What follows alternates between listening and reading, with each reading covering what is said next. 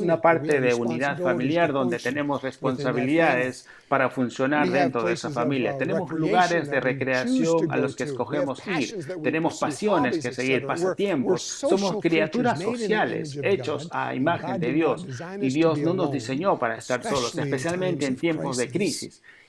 Hay 4 estructuras básicas que Dios puso en toda sociedad.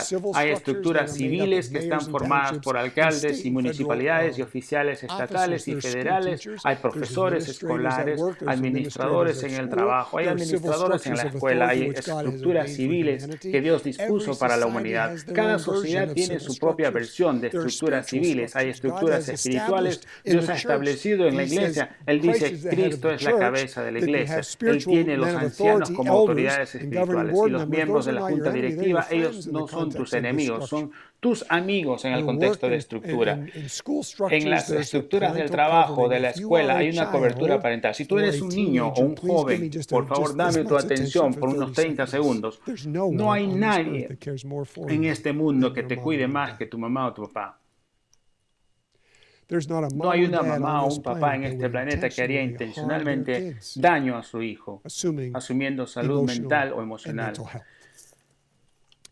Entonces, jóvenes, niños, niñas, cuando tu mamá o tu papá te pide hacer algo, confía en ellos. Ellos son una protección en tu vida. Cuando aquellas autoridades espirituales de tu iglesia están ante Dios y tratan de escuchar la voz de Dios, ninguno de los que están en las posiciones como líderes espirituales aquí en esta iglesia están para hacerte daño a nadie, nunca. Entonces, cuando escuchen la voz, les animo que confíen en Dios, quien nos puso como autoridad en varios lugares. Vivan con el sentido de protección.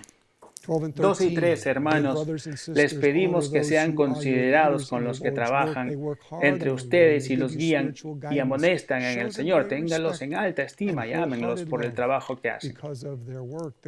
La primera instrucción de protección dice, nosotros siempre somos mejores unidos que cuando estamos solos. No te permitas desconectarte del pueblo de Dios en los días de dificultad. Cuando te sientas desanimado, tendrás siempre la tendencia natural de alejarte. Necesitas unirte a otras personas. Después de que te has unido con las relaciones con otras personas, aquí está la segunda instrucción de la lista de Pablo del 9.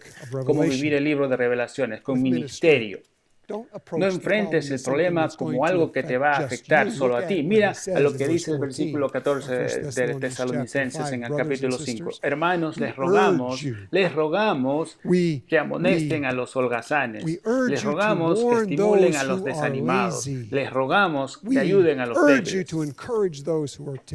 En tiempos de estrés hay siempre un instinto de autosuficiencia. La gente del reino necesita pelear con autosuficiencia para poder presentar al Salvador a otros quienes también se sientan desesperados por no tener un sentido de esperanza. Esto se llama ministerio. Cuando nos sentimos deprimidos, desanimados y cuando nos sentimos perturbados, necesitamos que nos ministren. El antídoto para necesitar ministerio es ministrar también. No te pedimos que te envuelvas en el ministerio porque ya estamos desesperados y no podemos sobrevivir sin ti. Creemos que el antídoto para necesitar el ministerio es el envolverte en hacer algo para alguien más. Está basado en el principio psicológico de depresión. Los psicólogos te dicen que si estás deprimido y para salir de la depresión es que te enfoques en hacer algo para alguien más. Los mejores ministros que he visto son los que han pasado necesidad de ser ministrados por alguien más. Mientras ministras a alguien, te vas a sentir con menos necesidad de ser ministrado por alguien más. Si tú estás con alguien más, puedes voltear y decirle en voz alta que yo fui puesto en este lugar por Dios para un día como este. Soy alguien que marca la diferencia y tú también lo eres. Estoy equipado por Dios para ayudar a alguien más por hoy mismo y tú también lo estás. La tercera de las 9 cosas que Pablo pone en su lista mientras vivimos el libro de Revelaciones y entender los últimos tiempos en la tierra es vivir con gracia. Gracia no es lo mismo que misericordia. Misericordia es cuando te perdonan por lo que te mereces y gracia es recibir lo que no mereces. Muchas personas en el mundo han sido orientados por misericordia, pero las buenas nuevas del Evangelio es que Dios es orientado por gracia. Él trae esperanza, paz y salvación a las personas que no lo merecen, pero lo reciben porque los ama incondicionalmente. Pablo habla en el versículo 15 de la primera en Tesalonicenses 5, asegúrense que nadie pague mal por mal, más bien esfuércense siempre por hacer el bien, no solo entre ustedes, sino a todos. No les des a las personas lo que crees que merecen, dales lo que Dios te dio, dales gracia. Ellos necesitan a Jesús y tú eres probablemente la vasija que Dios ha puesto en sus vidas para ofrecerles lo que más necesitan, de lo que tú más te has beneficiado, y eso es la gracia de Dios. Nosotros vivimos el libro con protección, vivimos el libro con ministerio y vivimos el libro como personas con gracia. Y cuartamente vivimos el libro de revelaciones preparándonos para la llegada del Anticristo, la cual precede el retorno de Cristo. Vivimos el libro con gozo. Algunos de nosotros nos quejamos el tener problemas de memorizar la Biblia y se los quiero poner fácil. Se los quiero poner fácil. Son solo 3 palabras que pueden memorizar solamente al escucharlas. Se encuentran en Primera de Tesalonicenses, capítulo 5, versículo 16, y está en la lista. Estén siempre alegres. ¿Cómo siempre estemos llenos de gozo si lo que vemos es temor, violencia, colapso económico, muerte, plagas, hambruna? ¿Cómo que siempre estemos llenos de gozo? Una sola palabra: regocijo. Felicidad es siempre circunstancial. Circunstancia es raramente nuestra elección. Pero alegría es siempre una elección que hacemos en medio de las circunstancias. Nehemías vivía en los tiempos del Antiguo Testamento, en uno de los tiempos más deprimidos en la historia de Israel. En el capítulo 8, el versículo 10 del libro de Nehemías, leemos estas palabras: no estén tristes, no estén tristes. No tengo el tiempo para describirles este momento, solo les digo que el tiempo que vivía Nehemías era depresivo, difícil y un tiempo doloroso. Él escribe: no estén tristes, pues el gozo del Señor es nuestra fortaleza. Hay un pastor en California llamado Rick Warren y el nombre de su esposa Kate tienen un hijo quien tomó su vida, se quitó su vida y enterraron a su hijo mientras pastoreaban. Siguiendo esa experiencia en sus vidas, Kate tuvo cáncer y ahora ella es una sobreviviente de cáncer, con esas 2 cosas que probablemente nosotros podríamos clasificar como wow, eso sí es algo terrible. En su libro con el tema Gozo, Kay Warren dice esto: gozo es la elección determinada para alabar a Dios en todas las cosas, eligiendo el gozo. Eligiendo el gozo sería más fácil, más natural cuando pasemos al quinto de los 9 pasos de preparación. Es el paso de preparación de oración. En los días cuando el espíritu del anticristo y los 4 jinetes del apocalipsis estén corriendo sin control, amigos, nosotros necesitamos disciplinarnos nosotros mismos, orar. Primera de Tesalonicenses 5:17 dicen: oren sin cesar. También podemos decir en la forma negación: nunca deben de orar, dejar de orar. ¿Por qué oramos? Si Dios sabe todas las cosas, si Dios es soberano, si Dios es bueno, si Dios sabe el principio y el fin, y Él sabe porque la Biblia dice que todas estas cosas son ciertas, entonces ¿por qué oramos? A menudo yo he pensado de la oración en mi vida pasada como pidiéndole a Dios que se acerque a mí, pero recientemente he estado aprendiendo que la oración es mi elección de acercarme a Dios. La oración es donde yo elijo establecer mi alma lo que significa la manera que pienso y siento y actúo para entrar en alineación con el Espíritu Santo, lo cual da testimonio con mi espíritu interior, mi ser eterno, lo cual me hace un hijo de Dios. La oración es cuando me alineo en mi existencia temporal en la tierra con la existencia eterna, lo cual será en el cielo en presencia de Dios. Por mi relación con Cristo, eso es lo que la oración hace, me alinea, donde mi gozo anticipa más allá de las circunstancias actuales, algo que me trae esperanza. La oración es donde yo escojo dejar todas mis preocupaciones en el regazo de Dios, porque Él se preocupa por mí. Jesús dijo, mi casa será llamada casa de oración para todas las naciones. No creo que Jesús quiso decir que el único momento para orar es cuando nos juntamos en el santuario con otras personas. Yo creo que Él quería que nuestra vida sea un aposento alto de oración. Cuando entremos a su presencia solos, donde pueda hablar con nosotros como un amigo, como un padre hablaría con su hijo o su hija. Yo creo que Él quería que oremos en nuestro matrimonio, en nuestra familia, en nuestras iglesias locales. Es por eso que nosotros como equipo de líderes llamamos a las personas para los 21 días de oración, ya sea en agosto, en enero, porque yo creo que debemos congregarnos para edificarnos unos a otros y animarnos unos a otros, apoyarnos unos a otros, amonestizarnos unos a otros. Deja que el Espíritu de Dios nos hable. Necesitamos ser personas de oración y cada vez más, mientras vemos en anticipación a los 4 jinetes cabalgando y las cosas de este mundo pueden ponerse peor y no mejor. Si estás preocupado de la normalidad, quiero animarlos a cambiar su forma de pensar por el anticristo. No está tan lejos de venir y el espíritu del anticristo está en movimiento hoy en día, en los 4 jinetes. Si no estoy preocupado por lo que les digo, ustedes ahora van a esperar nuevas normalidades. Cuando hay un cristiano que no está orando, hay un cristiano nominal, que no está actuando como Jesús actuó. Jesús dijo que su reino tiene que ser todo a través de la oración. No hay ninguna parte en nuestra vida que no esté incluida en la palabra todo. Cuando vemos en el Nuevo Testamento, en la vida de Jesús, vemos uno de los hábitos de Jesús en Marcos capítulo 1, versículo 35. Muy de madrugada, cuando todavía estaba oscuro, Jesús se levantó.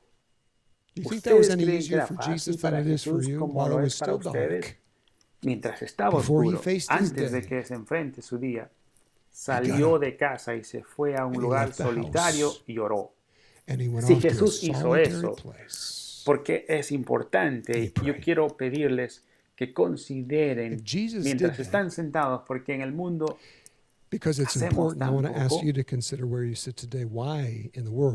La oración es la diferencia entre lo mejor que yo puedo hacer y lo mejor que Dios puede hacer a través mío. La oración es la elección que tú puedes hacer y la elección que tú vas a necesitar manejar mientras tú vivas el Apocalipsis en el libro de Revelaciones. La sexta manera de las 9 mientras aprendemos a vivir el libro de Revelaciones es el entendimiento de que necesitamos ser personas de gratitud.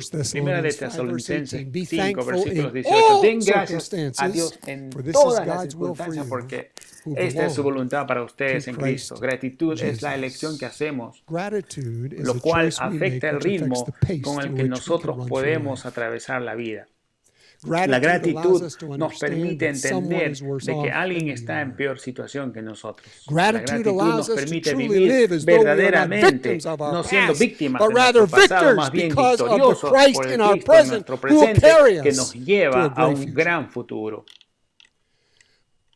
Podemos elegir vivir con una actitud de gratitud, pero hasta que lo hagas, tú vas a ser afectado por las circunstancias. Las circunstancias en Revelaciones no son de felicidad. Entonces, mientras nos preparamos a vivir el libro de Revelaciones, necesitamos predeterminar nuestra elección de ser gozosos. Es imposible tener gozo sin gratitud. Uno es como combustible y el otro es como fuego. Nosotros escogemos.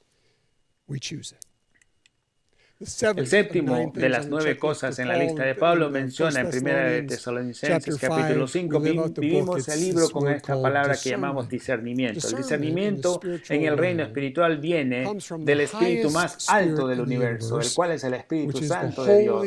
Él es más alto que Satanás. Él es más alto que el más poderoso de los demonios. Y el más nuevo de los creyentes, que tiene un minuto de creyente en su nueva jornada de haber recibido Cristo Jesús, ahora tiene el Espíritu Santo, entonces es más poderoso que el demonio, más fuerte que el infierno. Hay una autoridad dada por Jesús dentro de nosotros y hay un poder dado al creyente. Y el Espíritu de Dios vive en nosotros. Amigo, no tienes que preocuparte de cuánto sabes de Jesús, tú solo necesitas saber. ¿Conozco a Jesús? Si tú nunca has recibido a Jesús, hoy es cuando estás empezando el proceso de vivir el libro. El Espíritu Santo de Dios es testigo de nuestro espíritu cuando escogemos a Jesús y nos convertimos a ser hijos e hijas de Dios. En ese mismo momento, el libro de Romanos capítulo 8 dice: ese es el espíritu, momento que Dios nos dio el espíritu, y ese es el momento en que cambia todo. Ese es el espíritu que nos da habilidad de discernir, entender, distinguir entre lo bien, el mal, luz, oscuridad, bueno, malo, malvado y santo. Cuando Jesús estuvo en la tierra, dijo: yo les voy a enviar el Espíritu Santo. Él les enseñará todas las cosas, y cuando Él venga, convencerá al mundo de su error. Y en cuanto al pecado, y a la justicia y al juicio, Él te dará poder para hacer el trabajo de ministerio. Aun cuando los tiempos estén desesperados, difíciles, haya destrucción alrededor tuyo. Oh, Dios mío. En esta lista de 9 cosas, Pablo escribe en 1 de Tesalonicenses capítulo 5, versículos 19 y 20, no apaguen, no pongan un corcho en la botella, no impidan, no pongan una media en la boca del Espíritu Santo, no desprecien las profecías para vivir en los últimos tiempos. Nosotros necesitamos al Espíritu Santo. El Espíritu Santo está en Dios como lo es Jesús. No necesitas temer al Espíritu Santo más que a Jesús. Ellos son buenos todo el tiempo y todo lo que hacen es bueno. Tú nunca estuviste destinado a vivir la vida cristiana sin el poder ni la presencia del Espíritu Santo, mi amigo. El Espíritu Santo viene a tu vida como algo fresco y en audacia. Cuando lo buscamos, una de las formas que Él se va a dar a conocer a los seguidores de Cristo es el final de los tiempos a través de darnos discernimiento para diferenciar la verdad y la ficción. Jesús dijo en Lucas capítulo 21, versículo 28, cuando comiencen a suceder estas cosas, cobren ánimo y levanten la cabeza porque se acerca su redención. Dios mío, mis amigos, como personas viviendo el libro, hay que determinar hoy día con esta vista desde la altura del libro de Revelaciones, vayamos a través de la vida viendo a Jesús hacia arriba y no alrededor viendo circunstancias. Esto es lo que la gente tiene discernimiento. Vive para el cielo, no para la tierra. Ellos viven con el sentido de discernimiento y nos lleva a la octava cosa. La sabiduría y el discernimiento son muy similares. La octava cosa en la lista del 9. Vive el libro con sabiduría.